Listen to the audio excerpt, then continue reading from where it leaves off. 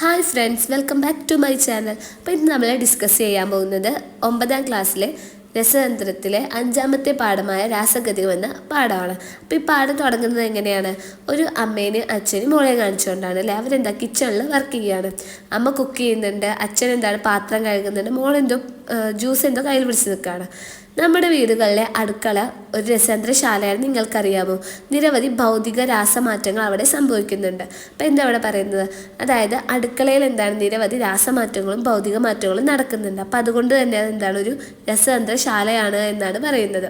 അപ്പം നിങ്ങൾ മുന്നത്തെ ക്ലാസ്സുകളിൽ പഠിച്ചിട്ടുണ്ട് രാസമാറ്റങ്ങൾ എന്താണ്, ഭൗതിക മാറ്റങ്ങൾ എന്താണെന്നൊക്കെ. ഭൗതിക മാറ്റം എന്ന് പറഞ്ഞാൽ എന്താണ്? ഇതൊരു താൽക്കാലിക മാറ്റമാണ് അല്ലേ. അവിടെ പുതിയ പദാർത്ഥങ്ങളൊന്നും തന്നെ ഉണ്ടാവുന്നില്ല. എന്നാൽ രാസമാറ്റം എന്ന് പറഞ്ഞാൽ എന്താണ്? അതൊരു സ്ഥിരം മാറ്റമാണ്. അവിടെ പുതിയ പദാർത്ഥങ്ങൾ ഉണ്ടാവുന്നുണ്ട് അല്ലേ. അപ്പോൾ ഇനി അവിടെ എന്താണ് ഒരു പട്ടിക കൊടുത്തിട്ടുണ്ട്.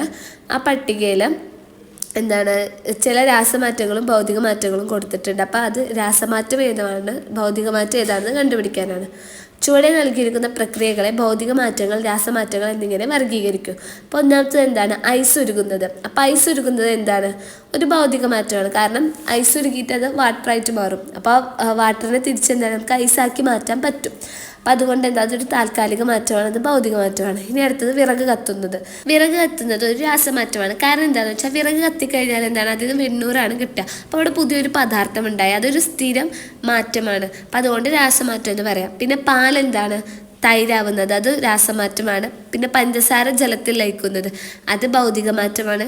വെള്ളം തിളക്കുന്നത്, അതും ഭൗതിക മാറ്റമാണ്. അപ്പോൾ ഈ പഞ്ചസാര ജലത്തിൽ ലയിക്കുന്നതും വെള്ളം തിളക്കുന്നതൊക്കെ എന്താണ് ഒരു താൽക്കാലിക മാറ്റങ്ങളാണ്. അപ്പോൾ അതുകൊണ്ട് അത് രണ്ടും എന്താണ് ഭൗതിക മാറ്റമാണ്. പിന്നെ പാല് തൈരാവുക എന്ന് പറഞ്ഞാൽ പാല് കേട് വന്നിട്ടുണ്ടെങ്കിൽ തൈര് കിട്ടും. അപ്പോൾ തൈര് എന്ന് പറഞ്ഞാൽ പുതിയൊരു പദാർത്ഥമാണ് നമുക്ക് കിട്ടിയത്. അപ്പോൾ അതുകൊണ്ട് എന്താണ് അതൊരു രാസമാറ്റമാണ്. ഇനി നമ്മൾ ഈ പാഠത്തിലൂടെ രാസമാറ്റത്തിനെ കുറിച്ചും രാസപ്രവർത്തനങ്ങളെ കുറിച്ചുമാണ് നോക്കുന്നത്. രാസപ്രവർത്തനങ്ങൾ നടന്നാലാണ് അവിടെ രാസമാറ്റം സംഭവിക്കുക. അപ്പം അതാണ് നോക്കാൻ പോകുന്നത്. രാസപ്രവർത്തനങ്ങൾ സാങ്കേതിക വിദ്യയുടെയും സംസ്കാരത്തിൻ്റെയും നിത്യജീവിതത്തിൻ്റെയും അവിഭാജ്യ ഘടകമാണ്. അപ്പം നമ്മുടെ നിത്യജീവിതത്തിൻ്റെ അവിഭാജ്യ ഘടകമാണ് രാസമാറ്റങ്ങൾ എന്നാണ് പറയുന്നത്.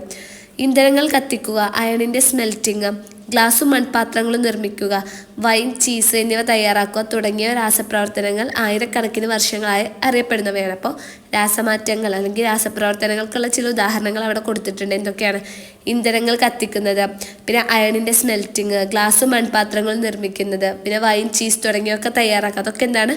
രാസമാറ്റമാണ്. ഭൗമോപരിതലത്തിലും അന്തരീക്ഷത്തിലും സമുദ്രങ്ങളിലും ജീവജാലങ്ങളിലും സംഭവിക്കുന്ന സങ്കീർണമായ പ്രക്രിയകളിൽ നിരവധി രാസപ്രവർത്തനങ്ങളുണ്ട്. അപ്പം നമ്മുടെ ഭൂമിയിലുള്ള എല്ലാ ജീവജാലങ്ങളിലും നടക്കുന്ന പ്രക്രിയകളിൽ എന്താണ് നിരവധി രാസപ്രവർത്തനങ്ങളുണ്ട് എന്നാണ് പറയുന്നത്. ഒന്നോ അതിലധികമോ പുതിയ പദാർത്ഥങ്ങൾ ഉണ്ടാകുന്ന തരത്തിൽ ദ്രവ്യത്തിനുണ്ടാകുന്ന മാറ്റമാണ് രാസമാറ്റം എന്ന് നിങ്ങൾക്ക് മനസ്സിലായിട്ടുണ്ടല്ലോ. അപ്പം രാസമാറ്റം എന്താ? നിങ്ങൾ മുന്നത്തെ ക്ലാസ്സുകളിലൊക്കെ പഠിച്ചിട്ടുണ്ടോ? എന്താണ് രാസമാറ്റം എന്ന് പറഞ്ഞാൽ? രാസപ്രവർത്തനം നടന്നാൽ, ഒരു പദാർത്ഥത്തിന് രാസപ്രവർത്തനം സംഭവിച്ചാൽ അതിൽ നിന്ന് എന്താണ് പുതിയൊരു പദാർത്ഥം ഉണ്ടാവുക. പുതിയ ഒന്നോ അല്ലെങ്കിൽ രണ്ടോ പദാർത്ഥം ഉണ്ടാവും. അപ്പോൾ അതാണ് രാസമാറ്റം എന്ന് പറഞ്ഞാൽ.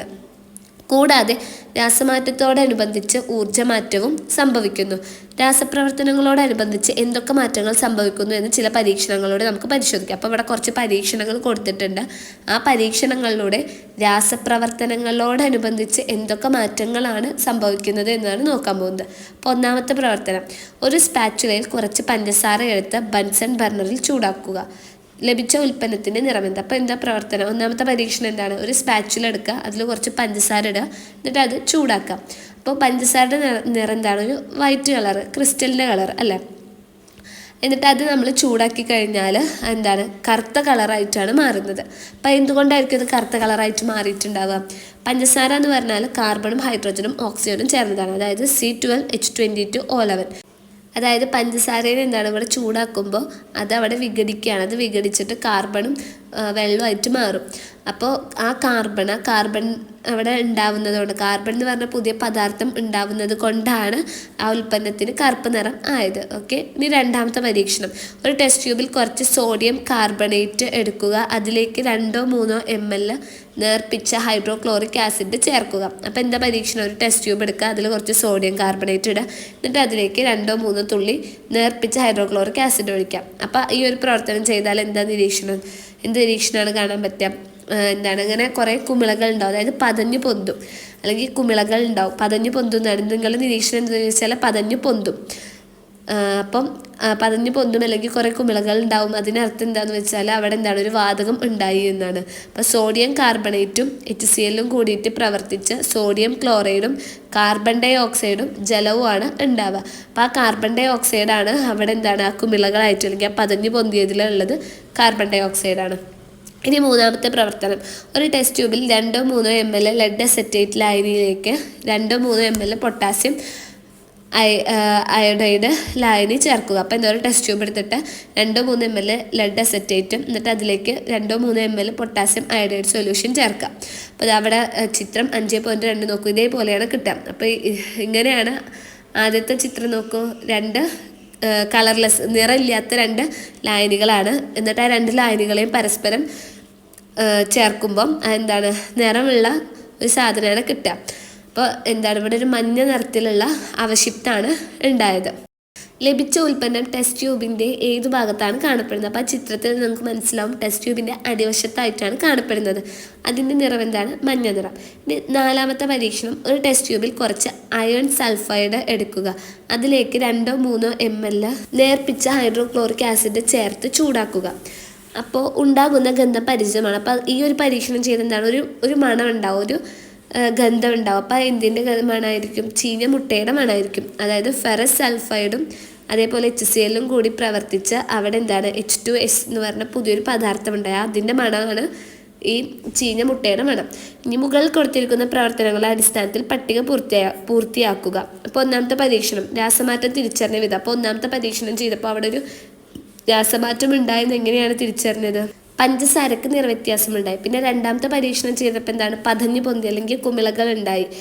അങ്ങനെയാണ് തിരിച്ചറിഞ്ഞത് അവിടെ എന്താണ് ഒരു വാതകം ഉണ്ടായിട്ടുണ്ടെന്ന്. ഇനി മൂന്നാമത്തെ പരീക്ഷണം ചെയ്തപ്പോൾ എന്താണ് ഒരു അവശിപ്തം ഉണ്ടായത്, മഞ്ഞ നിറത്തിലുള്ള ഒരു അവശിപ്തം ഉണ്ടായി. ഇനി നാലാമത്തെ പരീക്ഷണം ചെയ്തപ്പോൾ എന്താണ് അവിടെ ചീഞ്ഞ മുട്ടയുടെ മണമാണ് വന്നത്. അപ്പം ഗന്ധത്തിലൂടെയാണ് തിരിച്ചറിഞ്ഞത്. H2S എന്ന് പറഞ്ഞ പുതിയ പദാർത്ഥം ഉണ്ടായത് ഗന്ധത്തിലൂടെയാണ് തിരിച്ചറിഞ്ഞത്. ഇനി അടുത്ത ടോപ്പിക്ക് വിവിധ തരം രാസപ്രവർത്തനങ്ങൾ. രാസപ്രവർത്തനങ്ങളുടെ ഫലമായി നിറവ്യത്യാസത്തിൻ്റെയോ സ്വതന്ത്രമാക്കപ്പെടുന്ന വാതകത്തിൻ്റെയോ അനുഭവപ്പെടുന്ന ഗന്ധത്തിൻ്റെയോ അവശിപ്തപ്പെടുന്ന ഉൽപ്പന്നങ്ങളുടെയോ അടിസ്ഥാനത്തിൽ രാസമാറ്റം തിരിച്ചറിയാനാകുമെന്ന് മനസ്സിലാക്കാം. ഉണ്ടാകുന്ന ഉൽപ്പന്നത്തിൻ്റെ അടിസ്ഥാനത്തിൽ രാസപ്രവർത്തനങ്ങളെ എങ്ങനെയെല്ലാം വർഗീകരിക്കാൻ കഴിയുമെന്ന് നോക്കാം. അപ്പോൾ എന്താണ് ഇപ്പോൾ ഇവിടെ രാസമാറ്റത്തിന് തിരിച്ചറിയാമെന്ന് പറഞ്ഞു. അങ്ങനെ ഒന്നുകിൽ നിറവ്യത്യാസത്തിൻ്റെ അടിസ്ഥാനത്തിൽ അല്ലെങ്കിൽ ഗന്ധത്തിൻ്റെ അടിസ്ഥാനത്തിൽ അല്ലെങ്കിൽ വാതകം ഉണ്ടാവുന്നതിൻ്റെ അടിസ്ഥാനത്തിൽ അല്ലെങ്കിൽ അവശിപ്തം രൂപപ്പെടുന്നതിൻ്റെ അടിസ്ഥാനത്തിൽ.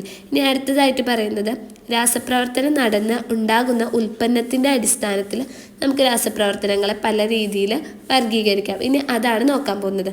അപ്പോൾ ഒന്നാമത്തെ വർഗീകരണമാണ് സംയോജന രാസപ്രവർത്തനം. അപ്പോൾ അത് നമ്മളൊരു പരീക്ഷണത്തിലൂടെയാണ് പരിചയപ്പെടാൻ പോകുന്നത്. അപ്പോൾ ആദ്യം പരീക്ഷണം എന്താണെന്ന് നോക്കാം. ഒരു ബീക്കറിൽ കുറച്ച് നീറ്റൊക്കെ എടുക്കുക, അതിലേക്ക് കുറച്ച് ജലം ഒഴിക്കുക, ബീക്കറിൻ്റെ പുറത്ത് തൊട്ട് നോക്കുക, എന്താണ് നിരീക്ഷണം. അപ്പോൾ എന്താ പരീക്ഷണം? ഒരു ബീക്കർ എടുത്ത് അതിലേക്ക് കുറച്ച് നീറ്റൊക്കെ എന്ന് പറഞ്ഞാൽ കാൽസ്യം ഓക്സൈഡ് ചേർക്കുക, എന്നിട്ട് അതിലേക്ക് കുറച്ച് വെള്ളം ഒഴിക്കുക. സാധാ വെള്ളമാണ് ഒഴിക്കുക. എന്നിട്ട് ബീക്കറിൻ്റെ പുറം ഭാഗം തൊട്ട് നോക്കാനാണ് പറഞ്ഞിട്ടുള്ളത്. അപ്പോൾ പുറത്ത് തൊട്ട് നോക്കുമ്പോൾ ചൂട് അനുഭവപ്പെടും. അപ്പോൾ അങ്ങനെ ഇവിടെ നമ്മൾ വേറെ ചൂട് കൊടുക്കുക, ചൂടുവെള്ളം ഒന്നുമല്ല ഒഴിച്ചത്, സാധാ വെള്ളം ഒഴിച്ചപ്പോൾ ഇങ്ങനെ ചൂടുണ്ടായി. എന്താണ് ഇതിനുള്ള കാരണം? ഇവിടെ കാൽസ്യം ഓക്സൈഡ് ജലവുമായി പ്രവർത്തിക്കുമ്പോൾ ലഭിക്കുന്നത് കാൽസ്യം ഹൈഡ്രോക്സൈഡ് എന്ന സംയുക്തമാണ്. കൂടാതെ ഇതൊരു താപമോചക പ്രവർത്തനമാണ്. അപ്പോൾ എന്തുകൊണ്ടാണ് ചൂട് അനുഭവപ്പെട്ടത്? ഇവിടെ ഈ കാൽസ്യം ഓക്സൈഡും ജലവും കൂടി പ്രവർത്തിച്ചിട്ട് അവിടെ കാൽസ്യം ഹൈഡ്രോക്സൈഡ് ഉണ്ടായി. അപ്പോൾ ഈ കാൽസ്യം ഹൈഡ്രോക്സൈഡ് എന്ന് പറഞ്ഞ പുതിയൊരു പദാർത്ഥം ഉണ്ടായി. അപ്പോൾ എന്തോ രാസപ്രവർത്തനം ഇവിടെ നടന്നു. അപ്പോൾ ഇവിടെ നടന്നിട്ടുള്ള ഈ രാസപ്രവർത്തനം എന്ന് പറഞ്ഞാൽ അതൊരു താപമോചക പ്രവർത്തനമാണ്. താപമോചക പ്രവർത്തനം എന്ന് പറഞ്ഞാൽ താപം പുറത്തുവിടുന്ന പ്രവർത്തനമാണ്. അതുകൊണ്ടാണ് ബീക്കർ തൊട്ട് നോക്കിയപ്പോൾ ചൂട് അനുഭവപ്പെട്ടത്. അപ്പോൾ കാൽസ്യം ഓക്സൈഡിലേക്ക് സാധാരണ താപനിലയിലൊരു വെള്ളം ഒഴിച്ചാൽ അവിടെ ചൂട് അനുഭവപ്പെടും. അതിനുള്ള കാരണം അവിടെ കാൽസ്യം ഹൈഡ്രോക്സൈഡ് എന്ന് പറഞ്ഞൊരു പുതിയ പദാർത്ഥം ഉണ്ടായി. കാൽസ്യം ഓക്സൈഡും ജലവും കൂടി സംയോജിച്ച് കാൽസ്യം ഹൈഡ്രോക്സൈഡ് എന്ന പുതിയൊരു പദാർത്ഥം ഉണ്ടായി. ഈ പദാർത്ഥം ഉണ്ടാകുന്ന ഈ ഒരു പ്രവർത്തനം താപമോചക പ്രവർത്തനം, അതായത് താപം പുറത്തുവിടുന്ന പ്രവർത്തനമാണ്. അതുകൊണ്ടാണ് ബീക്കറിൻ്റെ പുറത്ത് ചൂട് അനുഭവപ്പെട്ടത്. ഇനി ഈ പ്രവർത്തനത്തിൻ്റെ സമവാക്യം എഴുതി നോക്കാനാണ് പറഞ്ഞിട്ടുള്ളത്. അപ്പോൾ എന്താ സമവാക്യം? കാൽസ്യം ഓക്സൈഡും പ്ലസ് H2O H2O പറഞ്ഞ വാട്ടർ, അതും കൂടി പ്രവർത്തിച്ചിട്ട് എന്താണ് കാൽസ്യം ഹൈഡ്രോക്സൈഡ് CaOH2 ഉണ്ടായി. ഇനി ബ്രാക്കറ്റിൽ എഴുതിയിട്ടുള്ള SLS എന്നൊക്കെ പറഞ്ഞാൽ അതിൻ്റെ അവസ്ഥയാണ്. കാൽസ്യം ഓക്സൈഡ് എന്ന് പറഞ്ഞാൽ അത് ഖരാവസ്ഥയിലുള്ളതാണ്. ഖരത്തിൻ്റെ ഇംഗ്ലീഷ് സോളിഡ്. ജലം ലിക്വിഡ്, അതായത് ദ്രാവകാവസ്ഥയിൽ. പിന്നെ കാൽസ്യം ഓക്സൈഡ്, കാൽസ്യം ഹൈഡ്രോക്സൈഡ് ഖരാവസ്ഥയിലുള്ളതാണ്. മറ്റൊരു രാസപ്രവർത്തനത്തിൻ്റെ സമവാക്യം ചുവടെ നൽകിയിരിക്കുന്നത് പരിശോധിക്കുക. അപ്പോൾ എന്താണ് രാസപ്രവർത്തനം? നൈട്രജനും ഹൈഡ്രജനും കൂടി ചേർന്ന് എന്താണ് 2NH3 അമോണിയ ഉണ്ടായി. അതാണ് രാസപ്രവർത്തനം. അപ്പോൾ N2 + 3H2 gives 2NH3. ഈ പ്രവർത്തനത്തിൽ ഏതെല്ലാം പദാർത്ഥങ്ങളാണ് സംയോജിച്ചിരിക്കുന്നത്? അപ്പോൾ ഈ ഒരു പ്രവർത്തനത്തിലെ അഭികാരങ്ങൾ ഏതൊക്കെയാണ്? നൈട്രജനും ഹൈഡ്രജനും. അപ്പോൾ അത് രണ്ടും സംയോജിച്ചിട്ടാണ് അമോണിയ എന്ന് പറഞ്ഞിട്ടുള്ള ഒരു ഉൽപ്പന്നം ഉണ്ടായിട്ടുള്ളത്. അപ്പോൾ ഇതിൽ സംയോജിച്ചിട്ടുള്ളത് ഏതൊക്കെയാണ്? നൈട്രജനും ഹൈഡ്രജനും. ഇതിൻ്റെ ഫലമായി ലഭിച്ച ഉൽപ്പന്നം ഏതാണ്? അമോണിയ. ഇനി മറ്റൊരു പ്രവർത്തനം പരിശോധിക്കാം. 2SO2 + O2 gives 2SO3. അതായത് സൾഫർ ഡയോക്സൈഡും ഓക്സിജനും കൂടി ചേർന്ന് സൾഫർ ട്രയോക്സൈഡ് ആണ് ഇവിടെ ഉണ്ടാകുന്നത്. അപ്പോൾ ഇവിടെ സംയോജിച്ചത് ഏതൊക്കെ പദാർത്ഥങ്ങളാണ്? സൾഫർ ഡയോക്സൈഡും ഓക്സിജനും. എന്നിട്ടുണ്ടായ ഉൽപ്പന്നം ഏതാണ്? Sulphur trioxide. അപ്പോൾ ഇപ്പോൾ കണ്ടിട്ടുള്ള എല്ലാ ഉദാഹരണങ്ങളും നമുക്ക് എന്ത് പറയാൻ പറ്റും? രണ്ട് പദാർത്ഥങ്ങൾ സംയോജിച്ചിട്ട് അതിൽ നിന്ന് പുതിയ ഒന്നോ അല്ലെങ്കിൽ അതിലധികമോ പദാർത്ഥങ്ങൾ ഉണ്ടാവുന്നുണ്ട്. അപ്പോൾ ഇത്തരത്തിലുള്ള രാസപ്രവർത്തനങ്ങളെയാണ് സംയോജന രാസപ്രവർത്തനം എന്ന് പറയുന്നത്. അപ്പോൾ സംയോജന രാസപ്രവർത്തനത്തിനുള്ള നിർവചനം ഇവിടെ കൊടുത്തിട്ടുണ്ട്. രണ്ടോ അതിലധികമോ ലഘുപദാർത്ഥങ്ങൾ ഒന്നെങ്കിൽ മൂലകങ്ങളാവാം അല്ലെങ്കിൽ സംയുക്തങ്ങളാവാം, തമ്മിൽ സംയോജിച്ച് പുതിയൊരു സംയുക്തം ഉണ്ടാകുന്നു രാസപ്രവർത്തനമാണ് സംയോജന രാസപ്രവർത്തനം. ഇനി സംയോജന പ്രവർത്തനത്തിന് കൂടുതൽ ഉദാഹരണങ്ങൾ കണ്ടെത്താം. അപ്പോൾ ഒരു ഉദാഹരണം ഇവിടെ കൊടുത്തിട്ടുണ്ട്. 2Na + Cl2 gives 2NaCl. ഇനി ഇതുപോലെ കൂടുതൽ ഉദാഹരണങ്ങൾ നിങ്ങൾ കണ്ടെത്തി എഴുതിയാൽ മതി. ഇനി അടുത്തത്, ഒരു കോണിക്കൽ ഫ്ലാസ്കിൽ 3 ഗ്രാം അമോണിയം ഡൈക്രോമേറ്റ് എടുത്ത് ഫ്ലാസ്കിൻ്റെ വായുഭാഗം പഞ്ഞുകൊണ്ട് അടച്ചതിന് ശേഷം ചൂടാക്കുക. എന്ത് മാറ്റമാണ് നിരീക്ഷിതം? അപ്പോൾ ഇവിടെ ചിത്രം കൊടുത്തിട്ടുണ്ട്.